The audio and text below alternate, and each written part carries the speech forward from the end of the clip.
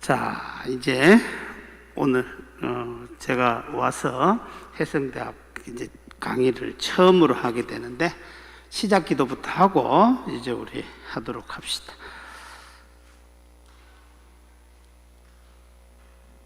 자, 요 기도 보면서 같이 자, 성부와 성자와 성령의 이름으로 자, 주님 성령의 빛으로 저희 눈을 여시어 주님의 길을 보게 하시고 저희 길을 여시어 생명의 말씀을 듣게 하소서. 사랑이신 하느님, 오늘 우리는 해성 노인대학에서 성경 강의를 시작하면서 당신께서 우리에게 들려주고자 하는 것이 무엇이며 또 저희가 당신과 더 가까워질 수 있는 것이 무엇인지를 생각하게 하시고 당신 안에서 더 기쁘게 생활할 수 있도록 우리를 이끌어 주소서. 우리 주 그리스도를 통하여 비나이다. 성부와 성자와 성령의 이름으로 아멘. 반갑습니다. 자, 우리는 저거는 안 봐도 뭐 크게 문제가 아닙니다. 이제 지금까지 성경을 우리 본당에서는 한 번도 강의를 안 했다고 들었습니다. 물론 이제 우리는 창세기 반도 있고 또 성경 공부를 하는 반도 있지만 우리 어르신들을 위해서 특별히 성경에 대한 부분을 이렇게 나눈 적이 없다고 들었어요. 그래서 우리는 우리들 자신들이 이제 제가 지금 하고자 하는 것은 여정이라는 프로그램에 따라서 성경에 대한 이야기를 해드릴 텐데 이 여정이라는 것이 이제 사실 성경 전체가 우리는 그리스도인의 삶에서 그 그리스도인들이 걸어가야 할 길에 대해서 얘기를 하고 있어요. 실질적으로 우리는요, 그래서 우리의 본향은 어디라고 해요? 하느님 나라라고 얘기하죠. 그래서 우리는 하느님 나라로 가는 여정에 있다, 이렇게 얘기를 합니다. 그래서 실질적으로 우리들은 이 순례의 길을 가고 있죠. 그래서 우리가 살고 있는 이 세상은 우리가 영원히 머무를 종착역이 아니라 어디? 바로 간이역이에요. 즉 우리는 이 세상에서 살아가면서 하느님을 더욱 깊이 알고 하느님께로 나아가는 길을 온전히 열어가도록 그렇게 우리에게 알려주고 있죠. 바로 그래서 그 길을 살아가는 건데 우리는 이 학기 전체에 대한 부분들은 조금 이제 넘어가기로 하고 자, 우리는 여기에서 가장 먼저 우리들이 한번 생각해 볼 것은 성경이 무엇인가 하는 것에 대해서 잘 알고 있지만 한번 생각을 해봐야 돼요. 자, 성경은 무언가요? 성경은 하느님의 말씀이죠. 그죠? 그래, 하느님의 말씀인데 이 하느님의 말씀은 이제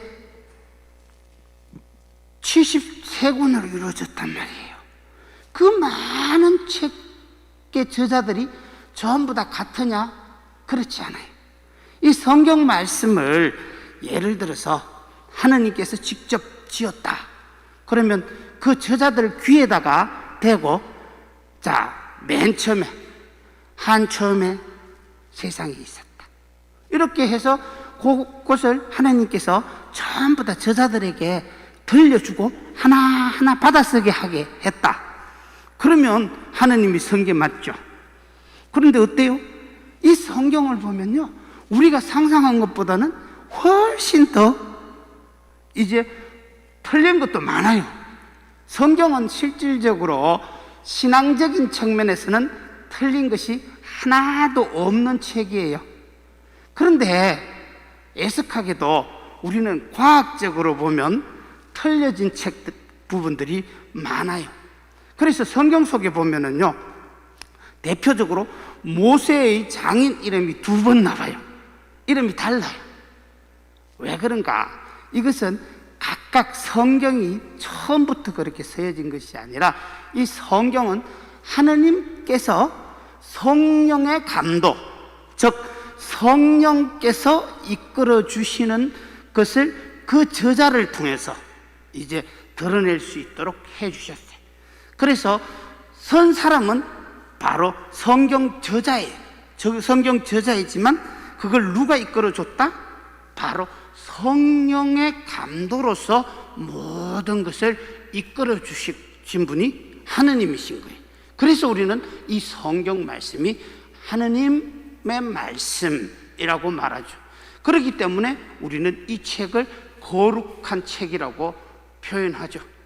그리고 성경 속에서요, 우리가 잘 알고 있다시피 가장 많이 나오는 단어가 사랑이에요. 사랑. 그런데 우리가 그렇기 때문에 많은 사람들이 무슨 생각을 하느냐 하면요,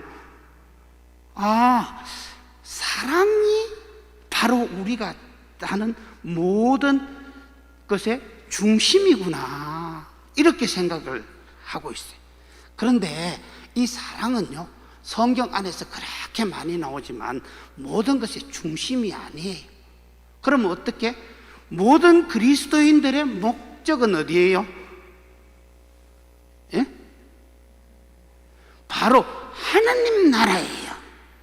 하나님 나라는 다른 말로 표현하면 우리는 구원이라고 말할 수 있어요. 그래서 하느님께서 우리에게 영원한 생명을 주는 그 구원의 길이 우리 모든 그리스도인들이 가야 할 목적이에요. 그래서 우리 여정의 길은 어떻게? 바로 하느님 나라로 가는 거예요. 그것이 이제 중심이 되는 거죠. 그런데 그 하느님 나라로 가기 위해서 우리가 해야 하는 것이 뭐냐? 바로 사랑이다라는 거예요. 그래서 사랑이라는 방법을 통해서 우리는 하느님께로 나아가는 거예요. 그렇기 때문에 여기에서는 모든 것을 사랑의 책이라고 얘기하는데, 우리는 우리가 하느님을 사랑한다고 생각하죠. 그래요, 안 그래요? 사실 우리는 우리가 다 하느님을 사랑한다고 생각을 해요. 예, 우리가 하느님을 사랑한다고 생각을 하는데, 실질적으로는 우리가 사랑하는 것이 아니라 하느님이 우리를 사랑하는 거예요. 그야말로 성경 안에서 보면요, 하느님만큼 우리를 사랑하는 분이 없어요. 어떤 때는 보면은요, 참 하느님도 참 이렇게 우리를 애틋하게 사랑할 수 있나 하는 생각이 들 때가 많아요. 인간은요, 하느님을 그렇게 하느님이 사랑하는데도 불구하고 수십 때때로 반역해요. 그래서 하느님과 반대되는 생각을 해나가고 잘못하는 삶을 살아가거든요. 그럼에도 불구하고 하느님은요, 우리에게 무엇을 주느냐 하면 늘 구원으로 가는 길이 어떻게 이루어지는가를 보여주는 거예요. 그렇기 때문에 이제 그 부분에 대한 것들을 우리는 생각을 해봐야 돼요. 그래서 이제 예수님께서 우리에게 오셔가지고 그 사랑의 방법을 어떻게 실천하는가를 잘 보여준 책, 그것이 구약에서부터 신약에 이르기까지 모두가 사랑을 바탕으로 해서 그 사랑하는 방법을 통해서 하나님께로 나아가는 길을 우리에게 알려주신 거예요. 바로 이 점이 성경 안에서 드러나는 모습이죠. 그러니까 그 하나님의 말씀대로 살아가면, 조금 이따 다시 설명하겠지만, 축복을 받게 되고, 하나님과 멀어지면 우리는 벌을 받게 되는 모습들이 이루어지는 거예요. 그래서 우리는 바로 생명과 구원의 책이라고 말할 수 있는 거예요. 이래서 성경 말씀은 그만큼 아주 그 하느님께서 우리에게 당신 성령을 통해서 일러주신, 그리고 그 저자의 생각 안에서 하나님께로 나아갈 수 있도록 만들어준 책이다. 자, 이제 제가 우리나라에서 아주 유명한 정태현 신부님이라고, 그분이 이제 성서인문이라는 책을 썼어요. 그래서 그 성서인문이라는 책을 써놨는데 그게 얼마나 잘 돼 있는지 몰라요. 그래서 그것을 볼 때마다 저는 이 신부님 정말로 공부도 열심히 하셨지만 이것이 정말 그 성경 못지않게 정말 잘 돼 있다, 그런 생각을 이렇게 가질 때가 많거든요. 그런데 그분이 이제 정말 공부를 해가지고 그걸 전부 설 수 있었던가, 이 신부님이 그런 얘기를 했어요. 무슨 얘기를 했냐면, 아이고, 내가 이 성서인문이라는 책을 두 권 합치면 이만큼 두꺼워요. 이렇게 두꺼운 책을 썼는데 내 혼자서 내 지식으로 썼다 그러면 절대 못 썼을 것입니다. 바로 하느님께서 나로 하여금 이 글을 설 수 있도록 이끌어 줬는데, 지금 내가 글을 다 쓰고 나도 이게 내가 쓴 책이 맞나 하는 생각이 든다라는 거예요. 바로 그만큼 이 하느님께서 이끌어 주는 것이 중요하죠. 그렇기 때문에 우리의 신앙생활에서도 사실은 마찬가지예요. 내가 열심히 한다고 모든 것이 이루어지면 참 좋겠지만, 그러나 안타깝게도요, 하나님의 도움 없이 우리 신앙생활을 더 깊이 있고 또 하나님께로 가까이 갈 수 있는 힘을 가지는 것은 아무것도 없어요. 그래서 하나님께 가까이 가는 방법이 뭐냐 하면 우리는 기도라는 것을 통해서 가잖아요. 바로 이 모습들이 우리에게 드러나는 거거든요. 그래서 이제 우리는 이 성경 말씀이라는 것이 그렇게 우리에게 이루어지는데, 이거 이런 말이야. 자, 이제 그래서 우리는 이 성경은 성령의 감도로 저자들에 의해서 쓰여졌지만 하느님의 말씀이 쓰여진 책이다라고 생각을 하고, 그러면서 이제 우리는 이 성경은 구약과 신약으로 구분돼요. 그죠? 그래서 구약은 46권, 신약은 이제 27권, 이렇게 해서 이제 73권이라고 우리는 얘기하는데, 개신교에서는 일부 성경을 인정하지 않아요. 그래서 개신교에서는 66권만 인정을 하거든요. 그렇지만 우리는 이제 73권을 다 인정하게 되는데, 그 외경 부분 때문에 그래요.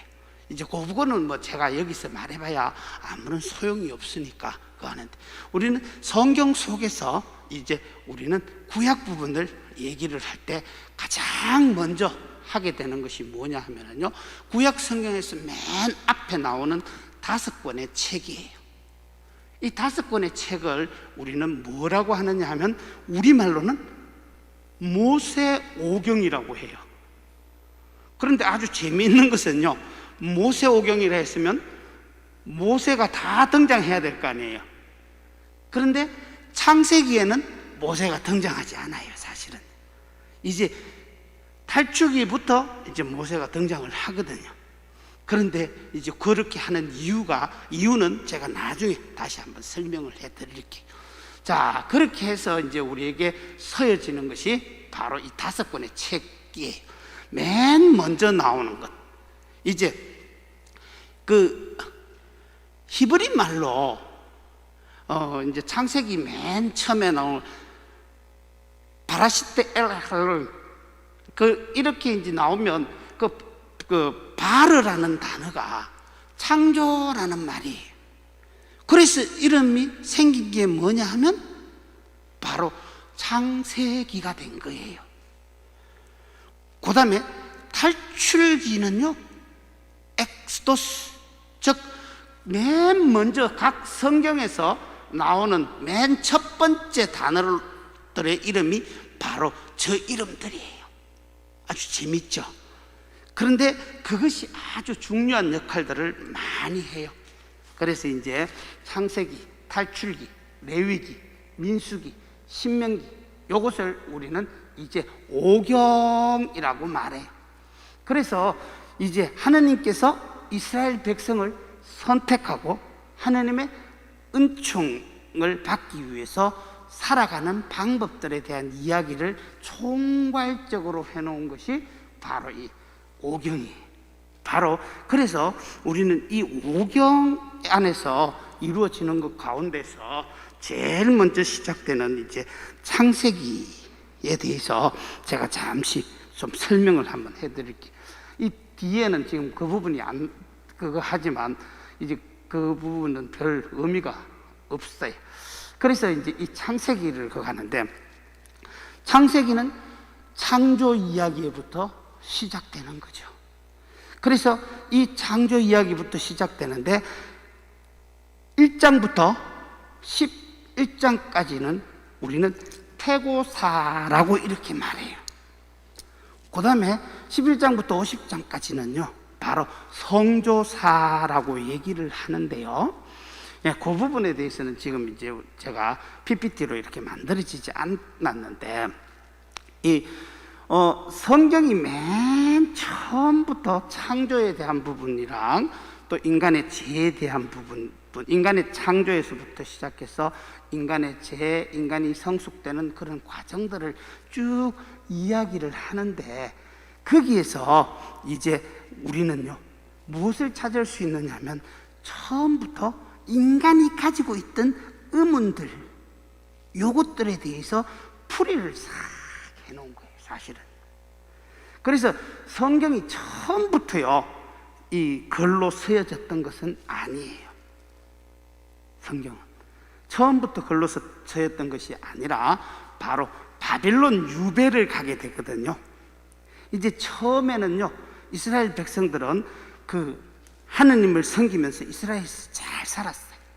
그러다가 결국 이제 바빌론 유배를 가게 되는데, 이 바빌론 유배를 가서 생기게 되는 것이 뭐냐 하면은요, 자신들이 생각할 때는 이 세상에서 가장 힘이 센 신이 바로 하느님이다 라고 이렇게 생각을 하고 있었는데, 그런데 자기네들이 웬만한 전쟁에서는 다 이겼는데 바빌론으로 유배를 가게 됐으니까 어떤 생각이 들겠어요? 이야, 우리 하느님이 이 세상에서 제일 힘 있는 신이 아닌가? 이런 생각을 이제 가지게 되겠죠. 그렇게 하느님이 우리 제일 힘센 분이 아니라는 생각을 딱 가지게 되는 순간부터 이제 그들은 난감하죠. 이 세상에서 힘이 가장 센 신이 바로 하느님이기 때문에 자신들을 지켜준다고 생각했는데, 그런 부분들이 이루어지니, 그리고 이제 이스라엘 백성들은요 전부 어디에서 예배를 드렸냐면 성전, 처음부터 이제 성전이 이루어지는 것은 아닌데 탈출기에서부터 시작해서 성궤가 이렇게 오면서 하느님이 머무시는 곳이 있게 돼요. 그래서 그것이 이제 예루살렘, 이스라엘 가나안 땅까지 들어와 가지고 이제 지키게 되는 게 뭐냐 하면 바로 하느님이 머물러 있는 성막이라는 거예요. 이 성막에서 하느님이 계신다라고 생각을 하고 있었기 때문에 언제나 모든 제사는요 예루살렘에서 지내야 된다고 했어요. 그래서 이 예루살렘에서 지내야 된다고 생각했던데, 자기네들이 유배를 왔고 바빌론에서 살니까 예루살렘, 우리가 이제 하나님의 말씀을 적기 시작하게 되는 거예요, 자신들이. 그래서 성막 없이도 예배를 드릴 수 있는 방법이 뭔가 하는 것에 대해서 생각을 하면서 그들이 이루어지게 되는 그런 모습들이 드러나게 되는 거죠. 이제 이런 부분들이 이루어지면서 우리는 창세기 속에서 보면 그렇게 태고사와 성조사 이렇게 나누어지는데, 그것에 대해서는 조금 이따가 자세하게 설명하기로 하고, 그 다음에 이제 탈출기는 뭐냐면 바로 이 이스라엘 백성들이 결국 이스라엘 땅에서 계속 살게 되는 것이 아니라 이제 대흉년이 들므로써 어떻게 하느냐 하면 그 성조들 가운데서 요셉이 이집트로 가서 제상이 되거든요. 그래서 그곳에서 이제 살게 됩니다. 450년의 세월을 이렇게 살면서 노예 생활을 이제 하게 되는데, 그 노예 생활에서부터 모세가 이스라엘 백성을 탈출해서 가나안 땅으로 가는 그 여정들이 이루어진 것이 나머지 탈출기, 레위기, 민수기, 신명기에서 나오는 얘기가 되는 거죠. 그래서 이제 우리는요, 이 부분에 있어서 레위기 같은 경우에는요, 전부 법전이고 규정이에요. 그래서 이 규정으로 이루어졌기 때문에 여러분들이 레위기 한번 읽어보면요, 아이고 세상에, 이거 조금만 읽으면 금방 잠이 스르르 오고, 완전히 아이고야, 내가 성경을 읽으면서 이렇게 그거 하나. 근데 당연해요. 그래서 보통 보면요, 신약에서도요, 우리 제일 먼저 마태복음부터 읽어라 소리 잘 안 해요. 성경을 처음 접하는 사람한테는요, 루카복음부터 한번 읽어보라고 그래요. 루카복음은 왜 그러냐면요, 루카복음은 이야기로 되어 있거든요. 이야기로 되어 있으니까 이야기를 들으면 어때요? 우리는 그 재미가 쏠쏠하죠.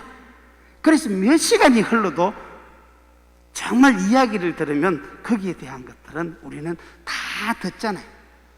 제가 어릴 때 저희 외할머니가 장님이셨어요. 처음부터 장님은 아닌데 이제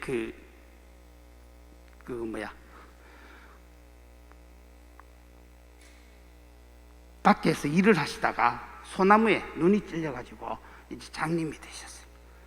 그런데 어릴 때 우리 외할머니가 저에게 어떤 이야기들을 들려줬느냐 하면,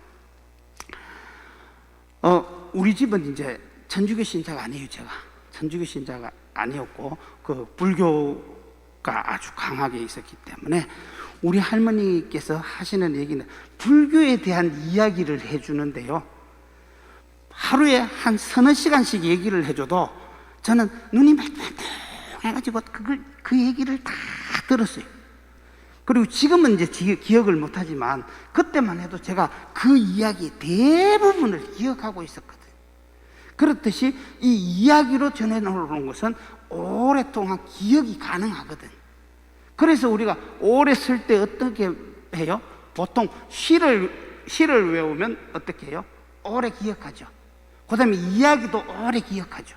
이런 부분들이 이제 자꾸 사람들로부터 전해내려오던 것들이 이제 그 성경 속에서 서여졌기 때문에 그런 부분들에 대해서 하는데, 레위기는 이제 법 규정에 대한 것들이, 그리고 이제 레위기하고 이제 민수기는 레위기에서도 사실은 주장하는 것이 뭐냐 하면은 하느님께서 거룩하듯이 너희도 거룩해야 한다라는 것을 강조를 해요.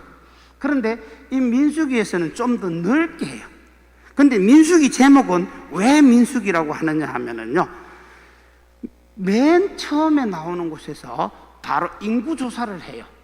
그래서 영어로 하면 numbers라고 해요. 예. 인구조사를 한. 그런데 하느님께서 구약 성경에서 인구조사하고 난 다음에 그 모세 보고 잘했다고 칭찬하던가요?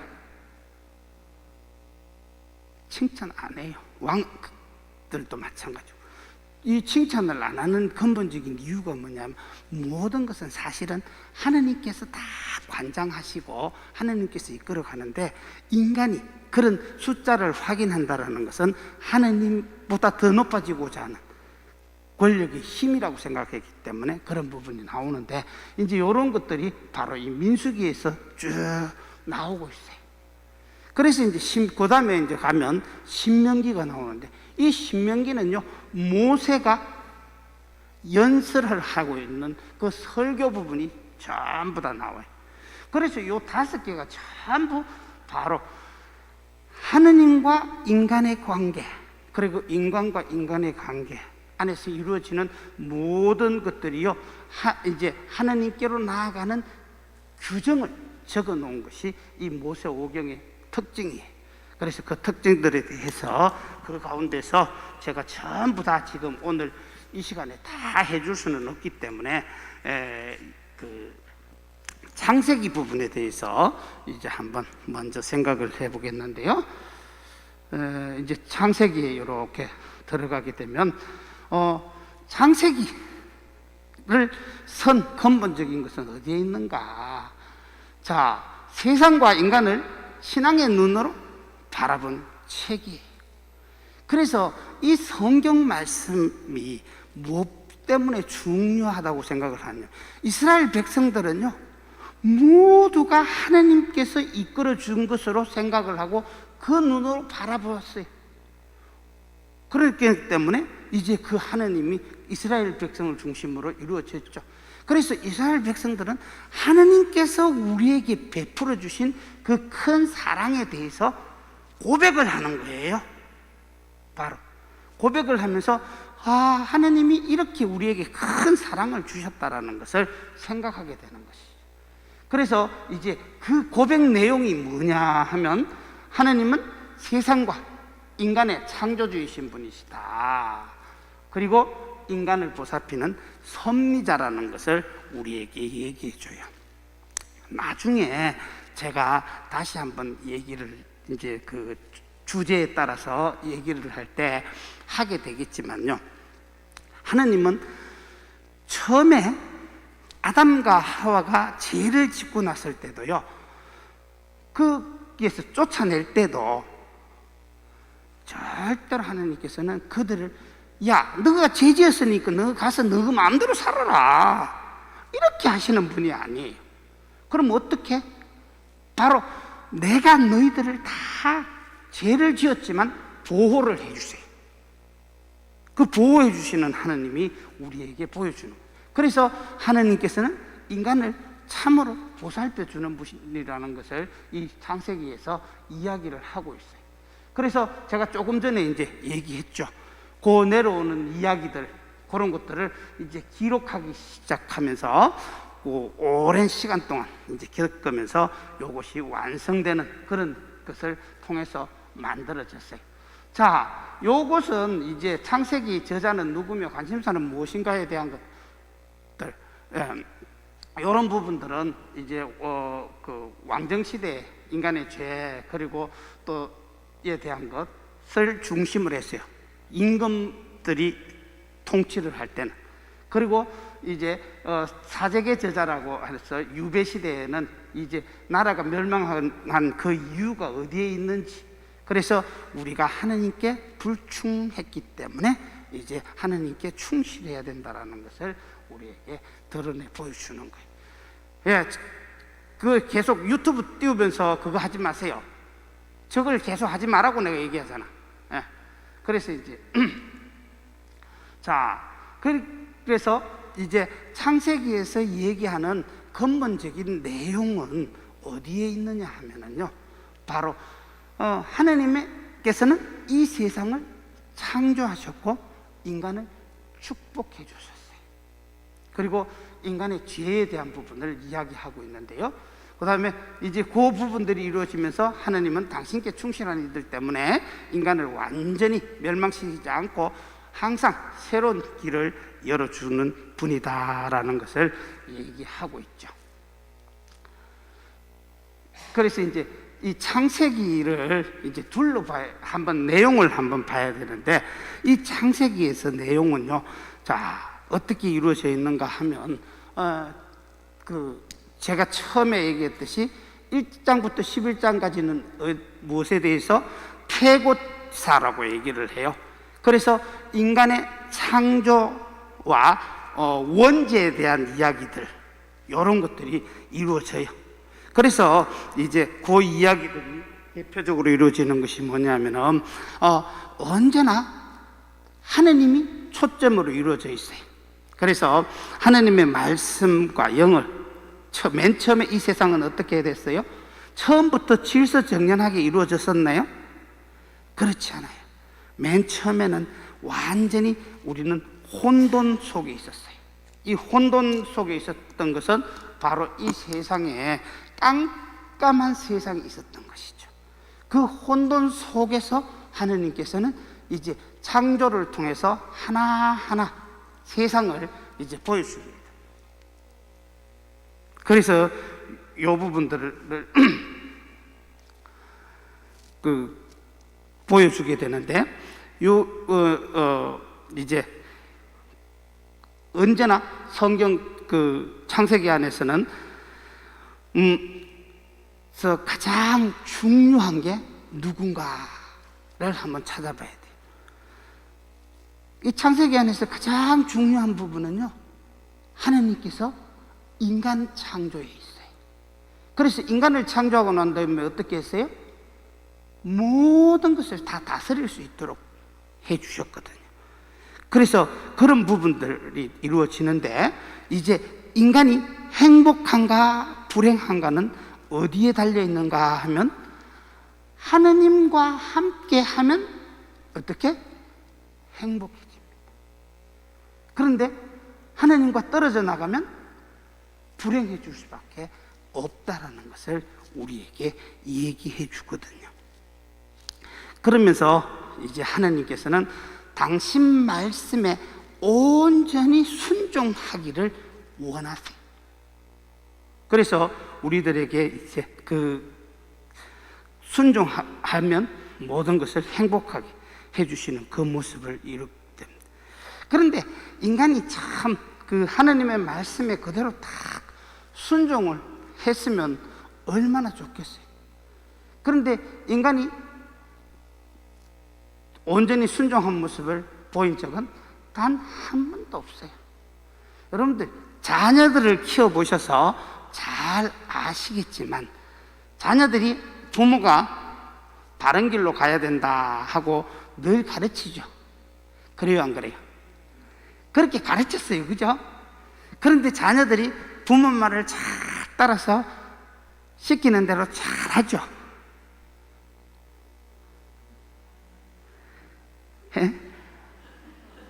예, 부모 말에 순종을 잘 하는 자녀들도 있고, 그 다음에 아주 부모 말이라면 완전히 청개구리식으로 거꾸로 가는 친구들도 있어요. 그죠?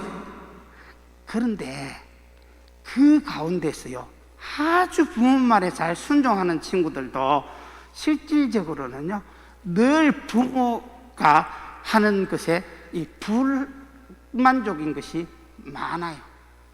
왜냐하면 내 마음대로 하고 싶거든요. 인간은 세상에서 누구라도 내 마음대로 하고 싶지 통제받고 싶은 사람은 이 세상에 아무도 없어요. 그래서 통제받고 싶지 않은 것이 인간의 마음이기 때문에요, 인간은 어떤 상태이든지 늘 이제 그 통제를 벗어나고자 하는 마음을 갖게 됩니다. 그래서 인간의 죄도 그렇게 시작이 된 거죠. 그 점들을 우리는 생각해 보면 참 재미있는 것이죠. 자, 이렇게 곧 얘기를 딱 해주고 난 다음에 창세기에서 나오는 두 번째 얘기는 이제 인류의 조상인 아브라함에 대한 이야기를 하기 시작해요. 이것이 어디에서 나오느냐면 창세기 11장 27절부터 25장까지. 그래서 아브라함의 믿음과 그 기감을 보여주거든요. 그래서 이제 아브라함은 어떻게 했어요? 아브라함이 맨 처음에 우르에서 살았어요. 우르라는 지역은 이스라엘에서부터 훨씬 북쪽에 있어요.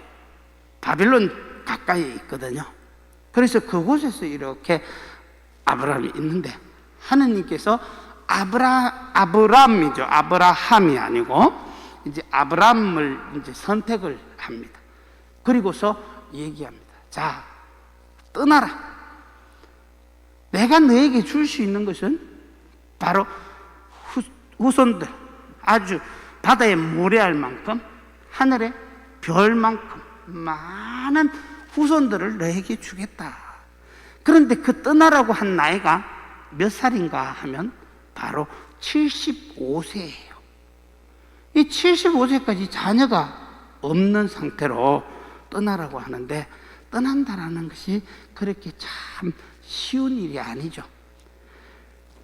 이사 가라 해도 여러분들, 우리 어르신들 가면 두려운 이유가 어디에 있어요? 이사 씩씩하고 용감하게 갈 수 있을 것 같은데 안 가죠. 웬만하면 안 가려고 합니다. 왜 그런가? 친구가 없어서 그런 거예요. 실질적으로요. 친구하고 둘이만, 아주 친한 친구 둘 셋만 같이 간다고 하면은요, 아무리 멀어도 갈 거예요. 혼자 너무너무 외롭거든요. 그 외로움을 이긴다라는 것이 결코 쉬운 일이 아니에요. 그런데 아브라함은 하느님의 말씀에 따라서 그대로 실행을 하잖아요. 그래서 그 모습들을 보면 아주 놀라운 아브라함의 믿음을 이제 보게 되는데요. 그래서 75세에 고향을 떠나서 하느님께서 약속한 적과 꿀이 흐르는 가나안 땅으로 가기 위해서 이제 출발을 합니다. 그렇게 출발을 하고서 가서 이제 가게 되는데, 그 과정 속에서 일어나는 것들, 이제 아브라함은요 참으로 믿음이 대단한 것이 뭔가 하면, 아브라함이 그래서 이제 90의 아들을 이제 갖게 되죠.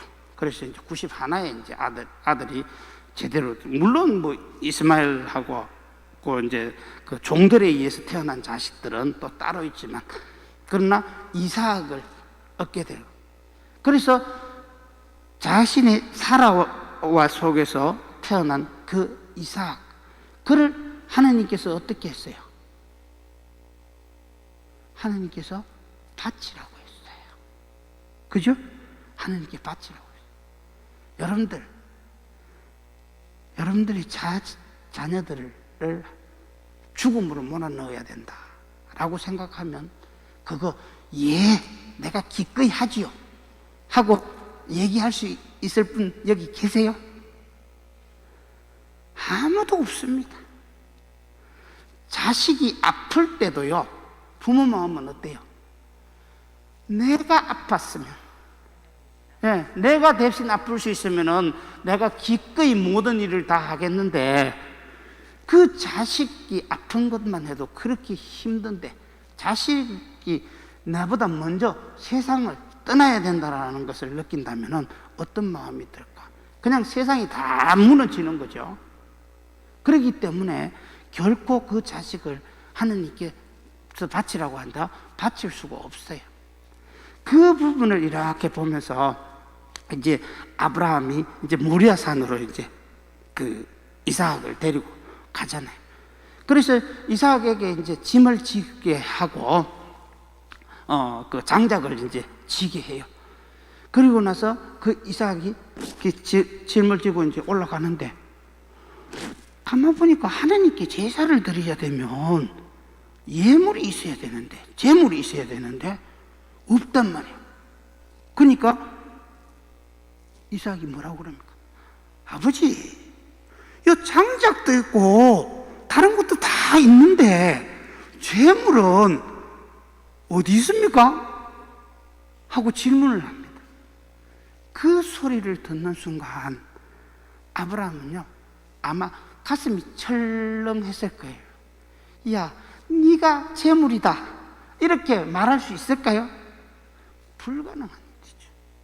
그렇기 때문에 이제 제물은 하느님께서 준비해 주실 것이다 라고 말했지만, 그 대답하는 아브라함의 마음은요 세상 어떤 아픔도 느낄 수 없는 그런 아픔일 수밖에 없죠. 그럼에도 불구하고요, 그 아브라함은 이삭을 하나님께 바치기 위해서 결국 이제 그 아들을 이제 그 불에 태워주기 위해서 준비를 합니다. 그래서 칼을 들고 치려고 할 때 하나님께서 아브라함아, 이제 네 믿음을 보았으니 그만둬도 된다. 그렇게 했어요. 그 이유가요, 사실은 순종하는 마음도 있지만 그것보다 더 큰 게 뭐냐면 이 세상이 우리가 영원히 머물러야 하는 곳이라고 하면 그 아들을 그렇게 바칠 수 없었을 겁니다. 이 과정 속에서는요, 자손을 주겠다고 약속하신 하나님에 대한 온전한 믿음을 갖고 있던 아브라함이기도 하지만 이 길이 바로 하나님께로 가는 길 속에 들어있기 때문에 그는 그 모든 것을 이겨낼 수 있는 힘을 가졌던 것이죠. 바로 이런 점들이 이루어지는 것이 바로 아브라함에서 드러나는 모습이에요. 그러면서 이제 우리는 그 부분에 대해서 성교사에 대한 부분들을 통해서 이렇게 보면 아브라함, 이삭, 그 다음에 이제 야곱이 등장합니다. 그죠? 그런데 이 야곱이 왜 이제 성경하는 데 있어서 중요한 부분인가? 이것도 우리는 한번 생각을. 이삭은 부분은 좀 이제 이삭 얘기를 할 때부터 처음부터 에사오와 야곱 이야기 태어나는 것부터 더 얘기를 해요. 그래서 이제 물론 뭐 레베카 얘기라든지 이런 부분이 성경 안에 이제 들어있기는 하지만 그보다 더 그거 한 것은 이제 이 에사오와 야곱, 그래서 종족에 대한 이야기가 에사오의 종족, 그 다음에 야곱의 종족이 이렇게 얘기가 되기는 하지만 이스라엘 12지파의 중심은 누군가 하면 바로 이 야곱이에요. 그래서 제가 이스라엘 가서 이제 그 이스라엘 사람들이 하는 것들 여러 가지로 이제 자신들은요 선민사상이라고 해서 하나님의 선택받은 백성이라고 해서 이 사람들은요 아주 자긍심이 강해요. 강하면서 하는 모든 행동을 가만히 살펴보면요 아주 야곱하고 비슷하게 해요. 그래서 좀 때로는 보면 이스라엘 백성들이요 이 얍삽한 부분들도 많이 보여주거든요. 그런 부분들이 이 성경 속에서도 보면 야곱 이야기에서 나타나기 시작해요. 그래서 맨 처음에 이제 우리는 에사오가 형인데 야곱이 시작되는 것은 뭐예요? 형의 발목부터 잡은 사람. 야곱이라는 이름 자체가요 발 뒤꿈치를 잡다라는 뜻이거든요. 발 뒤꿈치를 잡은. 그래서 이제 지가 더 먼저 가려고, 형보다 먼저 가려고 그렇게 했는데 결국 이제 형이 먼저 이제 태어나게 됐고, 우리도 이제 우리하고 이스라엘하고 또 비슷한 점이 있어요. 어떤 데는 보면 늦게 태어나는 아이를 형으로 취급하는 문화도 갖고 있는 데가 있어요. 예. 그런데 이제 그 먼저 태어난 부분들. 그래서 바로 그 붉은 천을 묶어놨던 것이 바로 형의 표시잖아요. 먼저 나타났던 놈. 그래서 이제 그 가내게 되는데 그 야곱의 12지파의 그 중심이거든요. 그래서 이제 12지파가 누구로부터 시작되는가 하면 바로 야곱으로부터 시작돼요. 그런데 그 가운데 두 지파는요 바로 요셉의 아들들을 택합니다. 자신의 아들이 아니고 그 요셉의 아들들을 자신의 이제 내 아들로 받아들여 가지고 12지파를 이렇게 하는 모습인데, 거기에서 이제 우리가 생각을 해볼 수 있는 게 뭐냐면 야곱은요 그런데 아주 모든 일에서요 좀 얍삽하기는 한데, 제가 얍삽하다라는 표현, 여러분 얍삽하다는 표현 다 알죠? 예. 혹시라도 얍삽하다는 표현 모르시는 분들이 있으면은 다시 설명을 해드려야 될 것 같아서 그래. 좀 얍삽하다라는 말 자체가 표준말로 설명하기가 되게 힘들잖아요. 예. 그래서 이제 이 약간 야비하면서도 잔재주를 부리는 사람, 그런 것을 이제 우리는 얍삽하다 이렇게 표현하잖아요. 그런 모습들을요 이스라엘 백성들에서도 되게 많이 볼 수 있어요. 자, 그래서 이제 그거 하는데 야곱은 형 에사우로부터 장자권을 이제 빼앗아 가지고, 빼앗은 거 아니죠. 샀어요. 그 에사우도 참 멍청하기는 멍청하죠. 장자권을 딱 팔아버리고 불콩죽 하나에 팔아버리는 그 장자권을 보면 얼마나 우스워요. 그런 모습으로 이제 했지만 이 야곱은 도망을 가서 이제 아이들을 놓고 다시 이제 돌아오게 되는데, 이 과정 속에서 일어나는 것이 바로 이제 우리는 그 야곱의 이야기 부분이죠. 그래서 그 야곱 부분에 대해서 우리들은 그 야곱이 천사하고 싸운 얘기 있죠. 기억하세요? 이러니까 눈이 둥그렁해갖고 이제 그거 하는데 성경을 너무 안 보니까 그런 거 아닌가 싶은 생각이 들어요. 바로 이제 야곱은요, 하나님의 천사하고 밤새도록 싸워요. 그래서 자신이 있는 힘을 전부 다 써가지고 이제 싸우거든요. 그래서 이제 동이 트니까 천사가 뭐라고 하냐면 나를 놔달라. 안 됩니다. 저를 축복해 주기 전에는요 절대로 놓을 수가 없습니다.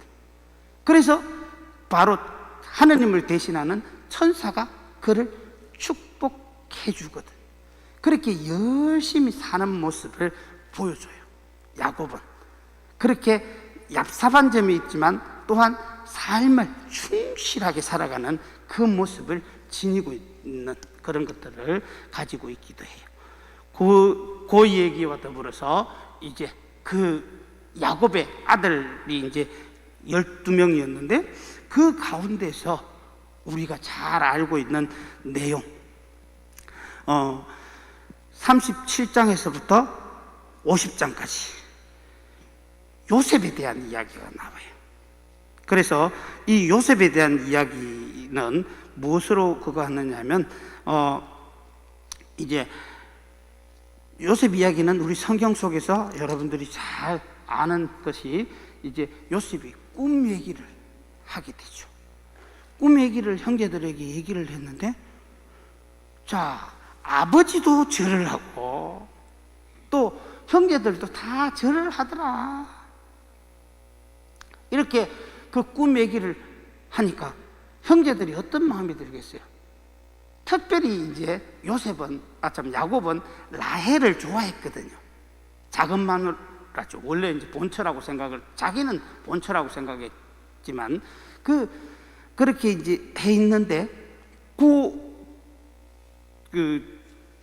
이제 라헬의 아들인 요셉을 특히 사랑했어요. 자식들 중에서도 왜 그렇잖아요. 여러분들 태어나고 뭐 보면 더 사랑이 가는 사람이 있죠. 우리 전부 다 얘기합니다. 나는 자식 절대로 편애하지 않는다.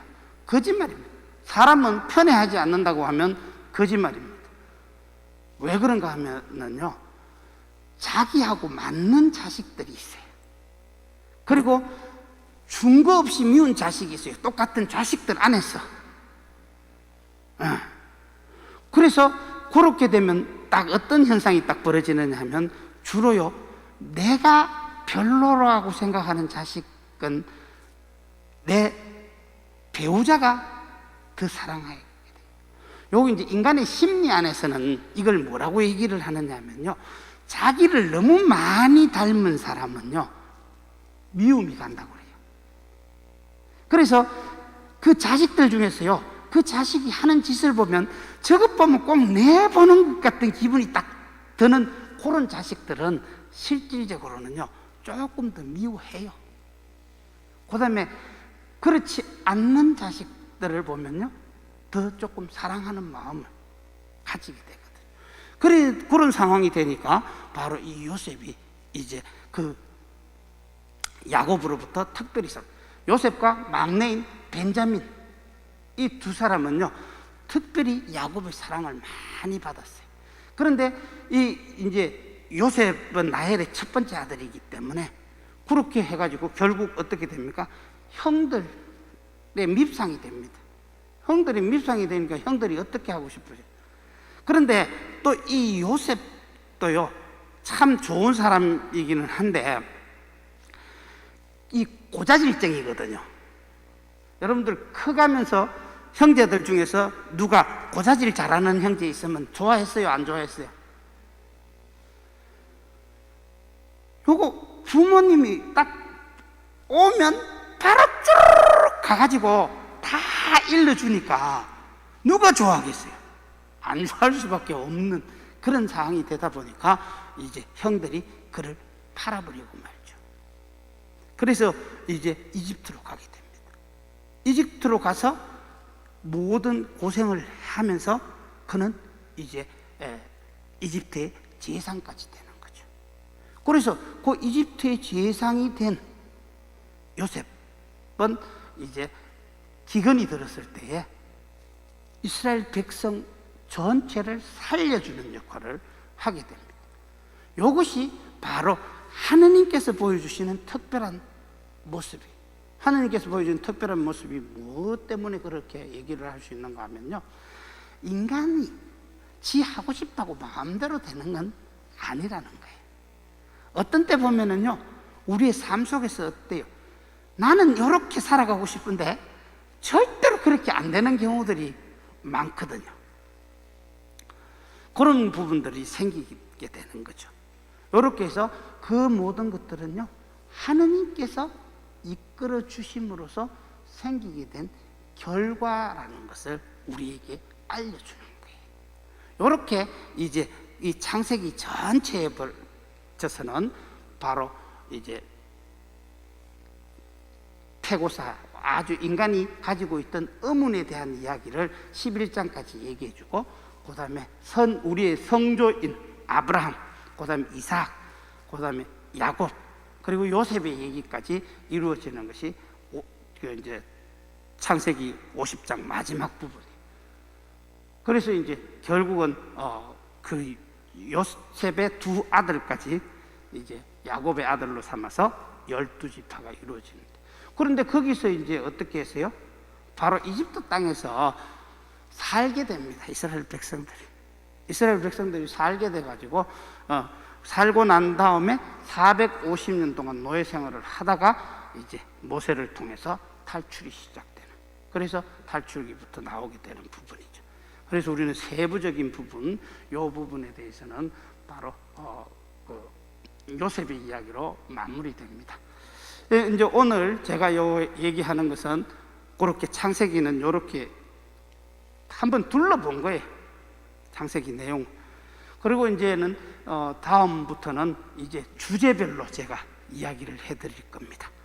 그래서 창조에 대한 이야기, 또 그 뒤에 이제 인간의 죄에 대한 이야기, 이런 부분들이 하나하나 이제 세부적으로, 그때는 아주 성경도 좀 읽으면서 제가 여러분들에게 그 이야기를 해드릴 거예요. 그래서 올해 동안 우리는 창세기 한 번을 다 할 거예요. 창세기를 상세하게 주제별로 해서 해나갈 거니까.